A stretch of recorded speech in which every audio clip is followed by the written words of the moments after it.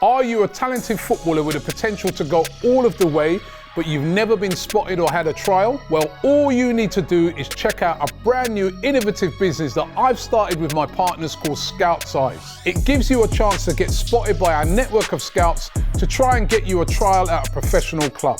Scout Size places you in front of a professional scout who will assess your talent. You simply need to visit our website right now and upload your clips as directed. Our scouts will then view them and give you a full assessment. If you meet a certain criteria, your details will be sent to scouts at professional football clubs for them to come and see you play. It's as simple as that. So visit scoutsize.com right now and send in your clips, and a scout could be coming to watch you play at your next game. AFTV Transfer Daily, the show that keeps you up to date with players that will be linked with a transfer move to Arsenal.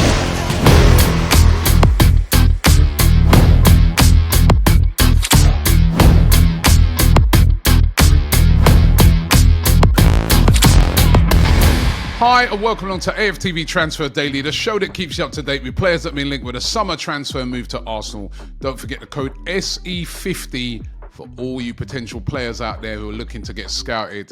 That is the link in the description, or go onto that, you get all your information there.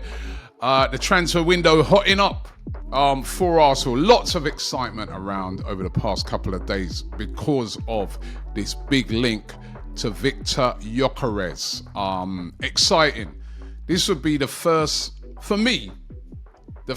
signing of a proper out-and-out striker since we signed Aubameyang. I know you could say Jesus, but for me, even when we signed Jesus was never really, even at Man City, he wasn't an out-and-out striker. He sort of came in off the right. He's like more of a second striker. But this is the first sign of our out-and-out striker since we signed Pierre-Emerick Aubameyang all those years ago. It just goes to show. And that's why a lot of fans are really, really excited about the potential signing of Viktor Gyökeres. The rumours are yesterday is that Berta flew out to Portugal to meet the Sporting CP hierarchy to try and get this deal done. It's said to be a deal that's going to get done for around about £70 million. We do know that the Sporting directors are still holding out for this big fee. It's whether they can, just thrash that all out with add-ons and that. But the hope and the sort of what most people are saying in the know is that it should get done, even though there's still a little bit left to be done.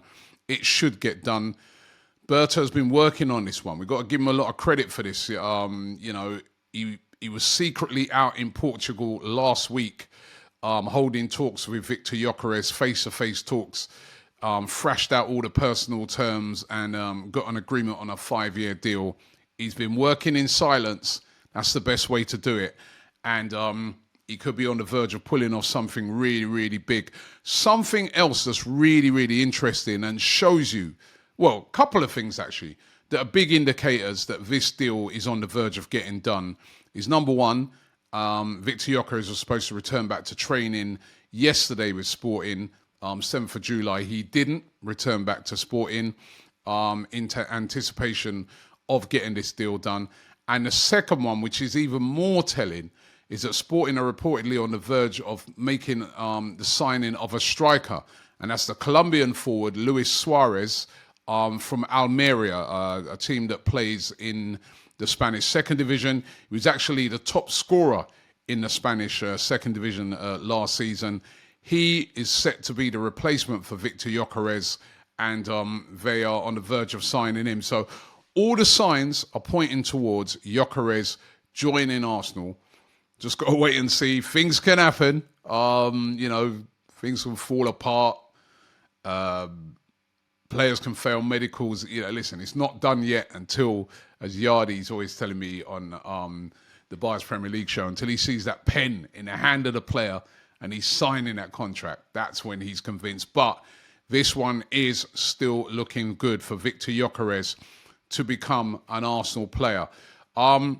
What about Šeško? Because obviously it was thought for a very long time that it could be Šeško that was going to be the one coming in. It is looking more like Gyokeres now. Šeško, it seems to be, according to a lot of the reports, the wage demands of RB Leipzig. They were said to be demanding £80 million.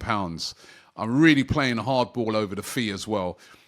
He's not worth 80 million. I mean, he's a very, very good player.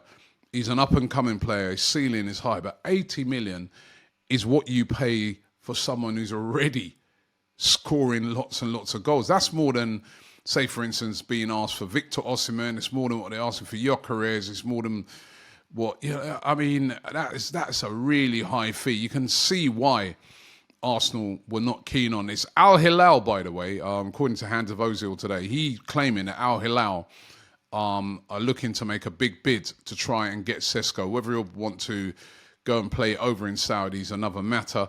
But Šeško, at the moment, not on his way to Arsenal. Now, what about Noni Madueke? That seems to be another signing that Arsenal are looking to make. I did a renewed poll on it yesterday. Remember when I'd done the previous poll, I think it was 87% of you said no, you don't want Noni Madueke at Arsenal. I wanted to do a new poll just to find out if people have kind of changed their mind. Well, I can tell you that they haven't. As a matter of fact, it's got even worse. 95% of you now saying no. So that's an increase. That's amazing. They just don't, Arsenal fans just don't want Noni Madueke. Chelsea, of course, they're playing in the Club World Cup tonight, and it's going to be interesting to see if Noni Madueke starts in that game, or, if he does play, how long he plays for.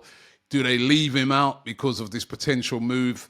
I mean, Enzo Maresco was saying yesterday that, Madueke's ready to make a contribution to the team, and that, he's handling all the outside noise well.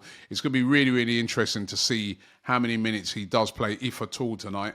That can be an indicator sometimes as to whether a player is set to move or not. By the way, on Maresca, that was really funny yesterday. I don't know if you saw his press conference, right? He was there moaning about how the European teams like Chelsea, the amount of games we've had to play. We've had to play 63 games this season. Number one, well, why are you in it then? Well, you're in it. You got a chance of winning a big trophy. You got a chance of making loads of money, which Chelsea need right now. And then you're moaning about the amount of games played, 63. But what made me really laugh was the Brazilian journalist who then fired back at him to say, well, actually, Fluminense, the Brazilian team they're playing tonight, they've played 70 games this year. So they've played more than Chelsea. Stop moaning and whinging. This is what we do a lot in Europe, isn't it? Whinging about this. The Brazilians have played the same, more games. Relax. But anyway, Chelsea on the Noni Madueke thing, they're going to want around about £50 million, right? Which, again, for me, Arsenal, unless Madueke, you can get him on the cheap, I don't understand outlaying that amount of money. But I do think Chelsea are going to stick to this sort of fee. And they're justified in it as well when you think about it. Anthony Elanga, at the moment, he's agreed to go to Newcastle from Nottingham Forest for £55 million. And when you look at his, you stack it up, Elanga last season, 6 goals, Madueke, 11 goals. He's going for 55 million. Madueke, they want 50 million. I think that's kind of justified. Or they're going to use that as a marker to say, right, this is why we're demanding that sort of fee. It remains to be seen if Arsenal will pay that sort of money for Noni Madueke. Personal terms have been agreed, but let's see. But remember, 95% of you are not keen on this deal at all. A deal you are keen on is Eberechi Eze.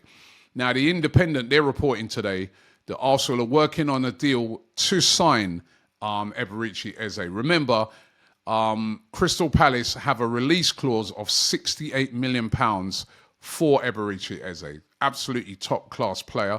Arsenal, however, would like to get this deal done with paying in instalments. The reason being is they don't want this signing to affect other major sales. And I like the sound of that. Hopefully, they're thinking to sign him and Rodrigo. But they want to structure the deal in 3 instalments of £20 million each. I think, though, that Crystal Palace are going to play hardball on this. They're going to really want, to get the maximum, the full 68 million with lots of money up front if possible as well. A lot of this could come down to how much Eze's desire is to leave Crystal Palace. We've seen with the Gyokeres one that even though Sporting are playing hardball, because of Gyokeres is so driven to join Arsenal, that has really pushed Sporting into a bit of a corner and made them have to really, probably come under what they really want for Viktor Gyökeres. Could Eze do the same? I mean, he's been pretty loyal to Crystal Palace over the years. We'll have to wait and see how that one pans out. And also, don't forget this rumour today as well, that Liverpool are also interested in Eze. That, again, would be music to Crystal Palace's ears when they're trying to keep the price up. But Liverpool apparently interested in Eze as well. What about Martinelli? He must be sitting there thinking, all these rumours flying around. What's going to happen to me this season? Fabrizio Romano was reporting that although there's been lots of rumours linking him with a move away, there's been no bids for him at all yet this season.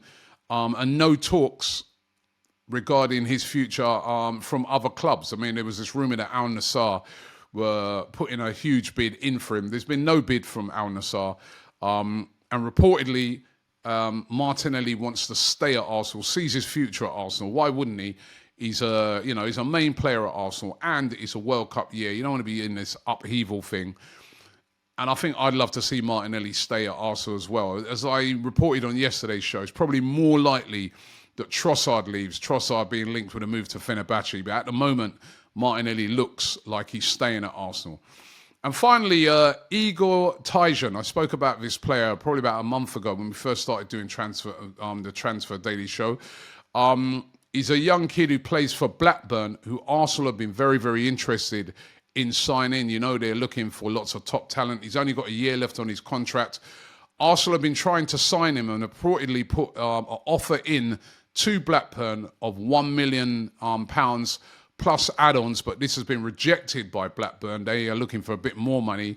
Remains to be seen if Arsenal are going to go back in with a second bid, but we keep an eye on that situation. Igor Tyjon of Blackburn Rovers, forward player, interest in Arsenal in this transfer window. Probably more a player to go into the under 21 squad for the future, but interesting, very, very interesting. Arsenal looking at top talent all around the UK and Europe. So those are the rumours for today. Thanks for watching the show. Don't forget, as I say every day, on AFTV, we got it locked down. Any breaking stories at all regards to transfers, we will bring you. Also, Christian Norgard set to be announced very soon, so look out for that welcome video once that comes out. Thanks for watching the show, and I'll see you tomorrow. Hi, we've teamed up with UK Auto Claims to see if you could be eligible to score thousands in compensation. If you've had any cars, vans or motorbikes on finance between 2007 and 2021, go to ukautoclaims.co.uk to start your free simple check. Loads of you will have overpaid and payouts could be worth thousands, so you've got to look into it. Hit up the link below and check now for free.